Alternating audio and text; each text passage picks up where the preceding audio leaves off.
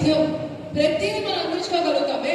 కానీ మనం భక్తితో వేసే గుళ్ళో వేసే హుండీలో వేసే రూపాయి కూడా కింద నుండి చేతులు చేసుకునే వాళ్ళు చాలా మంది ఉన్నారు. ఎవరు ప్రశ్నిస్తున్నారు? మొన్న వచ్చింది వక్ఫ్ అమెండ్మెంట్ బిల్. 50 సంవత్సరాలు కష్టపడి డబ్బు దాచి ఒక 100 గజాల భూమి కొంటే వాడికి నచ్చినట్టు వచ్చి పేపర్లు ఇచ్చింది నా భూమి అనుకునే చట్టాలు రచించిన వాళ్ళు ఉన్నారు.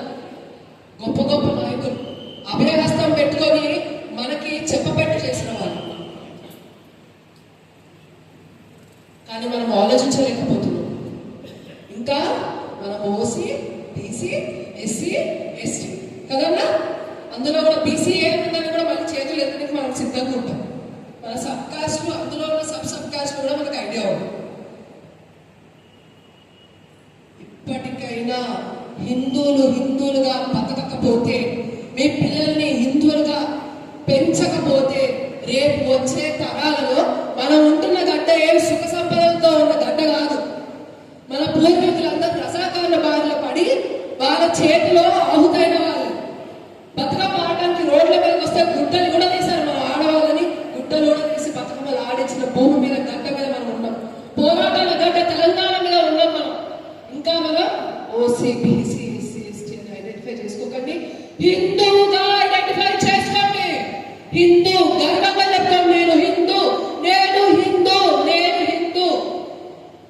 పొద్దున్న లేచే పచ్చాలనుకోండి, రాత్రి పడుకున్నప్పుడు పచ్చాలనుకోండి, నేను హిందూ హిందూ హిందూ హిందూ అని ఒకరికి 1000 సార్లు పిల్లల్ని చెప్పండి. అరే నేను హిందూగా కన్నానురా, హిందూగా బతుకు, హిందూగా సాగు అని.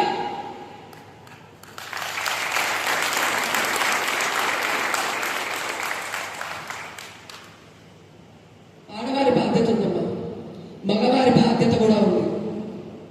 కూర్చోబెట్టండి పిల్లల్ని, మన రామాయణం నేర్పించండి, మన భగవద్గీత నేర్పించండి, అందులోంచి జీవిత సారం తీసుకోమని నేర్పించండి పిల్లలకి. వచ్చే తరానికి మన ధర్మాన్ని క్షేమంగా అప్పచెప్పండి.